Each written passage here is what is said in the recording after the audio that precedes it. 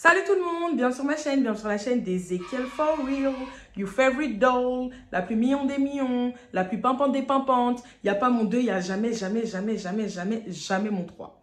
Trapping like the narco, got dope like Pablo, cut dope like Pablo, shot tree with the Draco, on the north got Diego. On se retrouve aujourd'hui pour une nouvelle vidéo dans laquelle on va parler de colorisme. Pour ceux qui ne sauraient pas, le colorisme, en fait, c'est tout simplement de la discrimination intra-communautaire. Autrement dit, de la discrimination entre des membres de la même communauté elle-même.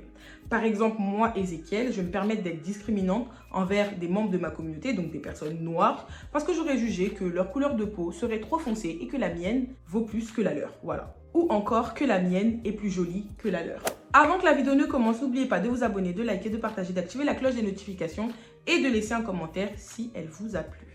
Ah oui, j'oubliais, la marque Reshine Hair m'a envoyé cette perruque. Regardez s'il vous plaît comment elle est vraiment trop belle. J'aime beaucoup. Tout simplement parce que déjà c'est une perruque qu'on n'a pas besoin de customiser étant donné qu'elle l'est déjà. Il n'y a pas besoin de la coller parce que c'est une glueless. Donc vraiment trop pratique, surtout pour les filles qui ont du mal avec les perruques comme moi. En plus de ça, les mèches sont de qualité. Regardez par vous-même les boucles. Ce qui est bien, c'est qu'on peut les casser avec les doigts. Et si on a envie qu'elle retrouve son état initial, on met juste de l'eau et un peu de conditionneur. Donc franchement, ils m'ont gâté. Merci beaucoup Reshine Hair. Reshine Hair. Elle est vraiment facile à porter, il y a une bonne longueur. Que demander de mieux? Et vraiment, quand je l'ai reçue, j'étais super contente parce que c'est ma première collab wig. On peut l'applaudir. Petit retour en arrière dans le temps. Il faut savoir que le colorisme, en fait, ça remonte au temps de l'esclavage. À cette époque, il y avait une distinction qui était faite entre les esclaves. Plus tu étais clair, et plus tu avais une chance de pouvoir t'élever dans la société, d'être mieux traité par ton maître et d'avoir les tâches les moins ingrates. On ajoute aussi à cela la chance de pouvoir être affranchi, c'est-à-dire de ne plus être esclave. Comme on le sait si bien, entre les colons et les esclaves, il y a eu des unions, des relations, et de ces unions sont nées des personnes ayant à la fois le sang noir et le sang blanc. D'ailleurs, il y a même une classification qui a été établie, donc elle va des esclaves noirs les plus clairs aux plus foncés. Dans cette classification, on retrouve le sakatra, le griffe, le marabout, le mulâtre, le carteron, le métis, le mameluco, le carteronné, le sang mêlé et j'en passe. Par exemple, un mulâtre ou une mulâtresse, ça va être un individu qui est né d'une union entre une personne noire et une personne blanche. Ce qu'on aurait appelé de nos jours une personne métisse. Par exemple, moi, Ezekiel, mes enfants, ils seront métis parce que je suis d'origine ivoirienne et mon chéri, il est d'origine camerounaise. Donc, mes enfants seront métis. À la base, métis, c'est pas une couleur de peau. Mais de nos jours, quand on fait référence à une personne métisse, c'est une personne qui est en général, je dis bien en général, née d'une union entre une personne noire et une personne blanche. Les esclaves mulattes, donc ce qu'on aurait appelé communément métis de nos jours, comme j'expliquais tout à l'heure, bénéficiaient d'un meilleur traitement par rapport aux esclaves ayant la peau beaucoup plus sombre. Ils pouvaient être domestiques, cuisiniers, dames de compagnie, parce qu'on considérait que leur peau allait moins heurter l'œil de leur maître. Monsieur, ça va? Ne suis-je pas trop noir à vos yeux? Loin de moi l'idée de vous aveugler par ma mélanine qui est sans doute un brin basané.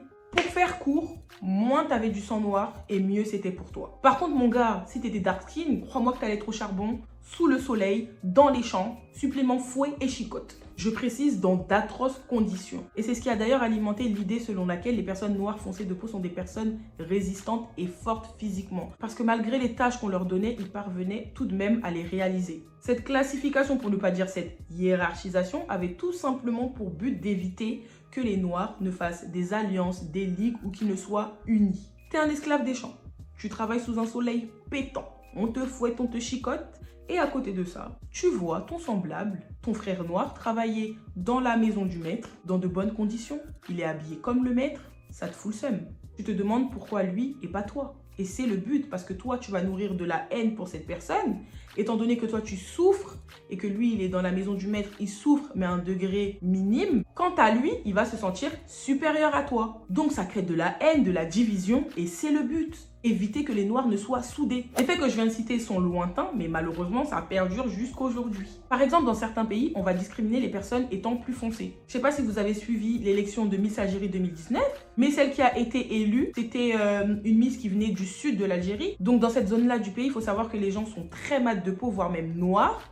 Et ça a déplu à beaucoup d'Algériens que ce soit elle qui soit élue Miss, parce que selon eux, elle ne serait pas légitime de représenter la nation algérienne. Du coup, elle a reçu beaucoup d'insultes, de moqueries racistes. D'ailleurs, il y a même un média de l'extrême droite française qui a commenté et qui a dit, je cite, « Et ce sont eux qui nous traitent de racistes. Et ce sont eux qui soulèvent une polémique nationale parce qu'une Miss Algérie vient d'être élue. Que pour la première fois, c'est une Algérienne du Sud qui a été choisie.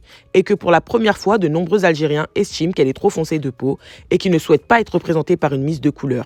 Sa peau noire dérange et ils ne comprennent pas le choix du jury. » Fin de citation. J'avais une amie à l'époque qui, elle, était algérienne et elle était aussi noire de peau, même plus foncée que moi. Et elle m'a expliqué que chaque année, quand elle repartait en Algérie, étant donné qu'elle est née là-bas, elle repartait chaque année, elle avait le droit à des insultes racistes, des moqueries, alors qu'elle était autant algérienne que ceux qui se moquaient d'elle. C'est pas normal. Et je lui ai demandé comment est-ce qu'elle faisait pour supporter tout ça et elle m'a dit tout simplement qu'elle avait l'habitude. Mais on n'est pas censé s'habituer à ce genre de choses. Même au sein de certaines familles africaines, je dis bien certaines, ne venaient pas serrer mon col, il y a des traitements de faveur. Les enfants étant les plus clairs de peau ou étant métis, que je mets bien entre guillemets, sont mieux traités que les enfants étant noirs foncés. Quand je dis noir foncé, c'est pas péjoratif, mais c'est pour pouvoir vous illustrer en fait. Ils vont tout simplement être mieux traités, plus chouchoutés, plus cajolés que leurs cousins étant noirs foncés de peau. On crie au racisme, mais en fait, on est les premiers à le faire perpétrer depuis la nuit des temps. En fait, ça en revient à penser comme au temps de l'esclavage. Plus t'as du sang blanc et plus t'es légitime. En fait, on hiérarchise comme nos colons. C'est tout. Non, toi t'es trop noir. Tu vas faire quoi avec un dessert? En plus, c'est la dernière compote. Va là-bas, le riz, ça te suffit, non? C'est doux. Maëlys, ma chérie.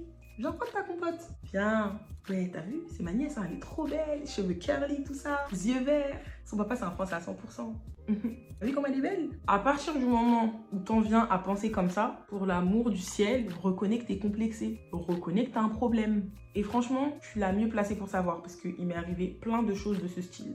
Quand j'étais petite, j'étais partie en vacances chez un membre de ma famille avec mes petites sœurs et des cousines. Pour pas qu'on soit une charge lourde pour cette personne, on avait décidé d'organiser un planning pour les tâches ménagères. Donc, on effectuait des rotations. Lundi, c'est moi, mardi, c'est toi, mercredi, c'est toi, et voilà, ainsi de suite. On respectait tous ce planning, mais quand c'était au tour de notre cousine, la Tismé, de devoir aussi participer, ce membre de notre famille intervenait et disait « Non, laissez-la, elle est fatiguée, elle est fragile. » En quoi est-ce qu'elle serait fragile et nous, on ne le saurait pas? Encore une fois, on pense comme au temps de l'esclavage. Noir foncé numéro 1, c'est la vaisselle. Noir foncé numéro 2, la lessive. Noir foncé numéro 3, ainsi que le sol. Et toi, ma petite douceur vanillée, ne fais rien. Il ne faut surtout pas que tu t'écorches les mains. Tes mains soyeuses et cotonneuses. On ne peut pas parler de colorisme sans parler de la mentalité de certains hommes noirs. Ben non, j'ai bien dit certains, pas tous. Mais ceux-là, ce sont les pires. On dit souvent que les mecs renois se mettent pas avec des meufs renois parce qu'ils sont complexés, etc. Mais c'est pas totalement vrai. J'avais lu un fait qui est réel de chez réel. T'as vu, les meufs renois, elles sont extrêmement agressives. Alors vous allez me dire que c'est pas les seules, et vous avez raison. T'as vu, mais c'est les plus agressives. T'as vu, il y a un côté sauvage. T'as vu, un côté sauvage. Je sais pas si elles pensent que c'est avoir du caractère ou quoi ou qu'est-ce, mais c'est pas avoir du caractère, la sauvagerie. T'as vu? C'est du mauvais caractère, c'est pas plaisant, tu comprends ce que je veux dire? C'est le genre de meufs en fait qui sont capables d'en arriver aux mains avec toi tellement ça va loin des fois. Tu comprends ce que je veux dire? Donc tu peux t'embrouiller avec les autres meufs, tu t'embrouilles, nanana, mais généralement ça va pas jusqu'au... Mais la meuf renois, tu sens que tu peux rentrer à la maison, on peut se chiffonner.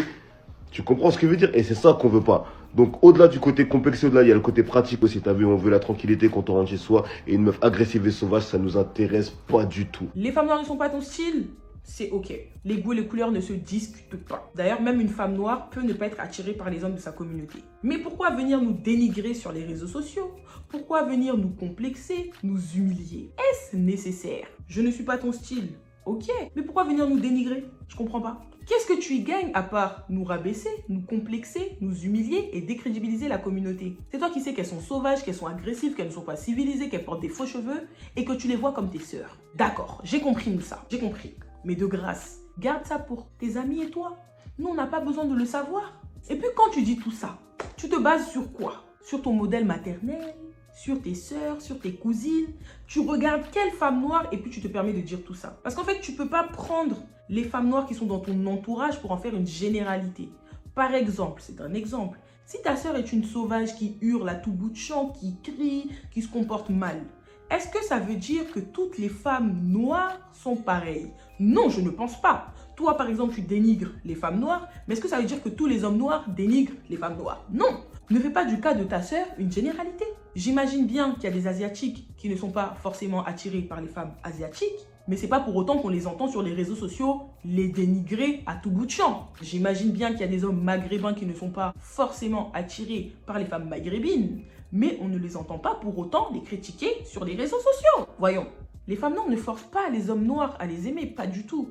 Juste, on veut du respect. T'aimes pas, tu passes, tu vas vers ce qui t'intéresse. Et après, vous allez être les premiers à vous énerver, à être choqués quand des Maghrébins vont insulter la communauté noire. Mais qu'est-ce que vous faites, vous? Vous pensez que vous êtes différent d'eux? Pas du tout. Je dis les termes, vous avez des comportements de maison. Une femme noire va s'énerver. Oh, c'est une sauvage, elle n'a aucune manière. Une femme latina va s'énerver de la même façon, voire même pire. Oh, muy caliente. Une femme noire va rire fort. Elle n'a aucune classe. Elle se croit où? En Afrique peut-être? Une femme blanche va rigoler à gorge déployée. On va dire, oh, ben elle est juste morte de rire, ça va. Elle se marre quoi. En fait, quand c'est nous, c'est toujours vu de la mauvaise manière. On ne mendie pas l'amour de qui que ce soit. Cette vidéo, c'est pas de la victimisation, loin de là. Je pense qu'on n'a pas besoin de ça, mais c'est important de le dire. Respectez-nous, s'il vous plaît. Déjà, on est dans une société purement patriarcale. Ça fait 1. On est des femmes, ça fait 2. On est noir, ça fait 3. Vous n'allez pas venir en rajouter une couche, les cocos. Vous qui êtes censés nous défendre, vous nous enfoncez aussi. Il y a même un hashtag sur Twitter qui était sorti sur Twitter ou les autres réseaux sociaux, je sais plus trop, où des hommes noirs disaient « Tout est noir sauf nos femmes ». J'étais vraiment choquée et c'est à partir de ce moment-là que j'ai compris que c'était irrécupérable. D'ailleurs, en parlant de ça, un jour comme ça, j'étais sur TikTok et je suis tombée sur une vidéo. C'était un footeux qui faisait un live. Les footeux, on va en parler tout à l'heure parce que eux aussi là, il y a beaucoup à dire. Et il y a une fille qui est montée dans son live, donc une jeune demoiselle, super charmante, une noire. Elle avait des cheveux assez longs, ils étaient bouclés et tout. Quand il a vu, en fait, lui, il pensait que c'était une métisse. Et quand il s'est rendu compte qu'elle était noire, il l'a humiliée. Il lui a dit qu'est-ce que tu fais dans mon live? Moi, je pensais que tu étais une chismée, descends de mon live. Humiliation totale. 23 ans. Mais voilà, de là, je croyais que t'étais une fille, mais quitte le live. Genre, la meuf, si elle n'est pas métisse, elle ne peut pas être dans ton live. Ça m'a choquée sans vraiment me choquer parce que j'ai remarqué que dans ce milieu-là, donc dans le milieu du football, les gens étaient super coloristes. C'est mon avis, c'est mon avis. Une grosse partie des footballeurs noirs sont très peu avec des femmes noires. Après, c'est pas parce que tu es noir que tu dois forcément être avec une femme noire. C'est pas une obligation. Quand on regarde la femme de Paul Pogba, c'est une femme au teint clair. La femme de N'Golo Kanté, femme au teint clair. Steve Mandanda, femme au teint clair. Mamadou Sakho, femme au teint clair. Blaise Matuidi, femme au teint clair. Très peu d'hommes noirs dans le milieu du football sont avec des femmes noires. Peut-être qu'on n'est pas assez présentable, peut-être qu'on n'est pas assez affichable, je ne sais pas. J'ai l'impression en fait que quand un homme noir réussit, pour montrer qu'il a réussi, il ne faut pas qu'il se mette avec une femme noire.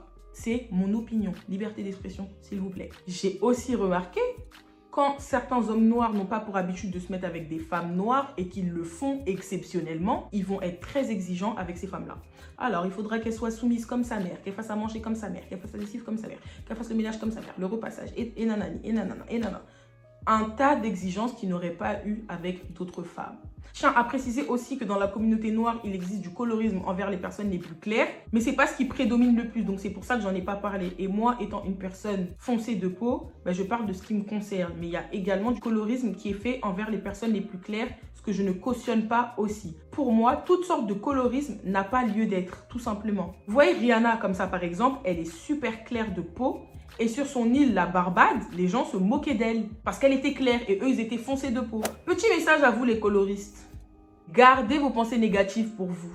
Si vous êtes complexé, que vous refusez de vous faire soigner, c'est votre problème, mais de grâce. Arrêtez de complexer les autres personnes qui sont autour de vous, qui ne le sont pas. Si vous êtes complexé, fermez vos bouches. Parce qu'en fait, vous avez des cousins autour de vous, vous avez des frères, vous avez des sœurs que vous allez éduquer dans ça et qui vont être complexés en conséquent. Et mes go et mes gars qui ne sont pas coloristes, ne changez pas. Ne vous laissez pas déstabiliser par les autres parce que c'est à nous d'élever les futures générations. C'est nous les parents de demain. C'est nous qui devons faire en sorte que nos enfants soient fiers de leur couleur de peau, qu'ils soient noirs clairs, noir foncé, noir ébène, noir goudron, noir vanille. Faut qu'on leur apprenne à être fiers de leur couleur de peau. Moi, Ezekiel, aujourd'hui, je peux dire que je suis fière. Il y a des moments, j'étais complexée. Il y a des moments, même des gens, ils m'ont poussé à m'éclaircir la peau. Mais je ne suis pas tombée dans ça. Soyons fiers. Ceux qui ne sont pas fiers, c'est leur problème. Si la vidéo vous a plu, n'hésitez pas à vous abonner, liker, partager, activer la cloche de notification et laisser un petit commentaire. On se retrouve la semaine prochaine. Je vous aime très fort et donnez de la force.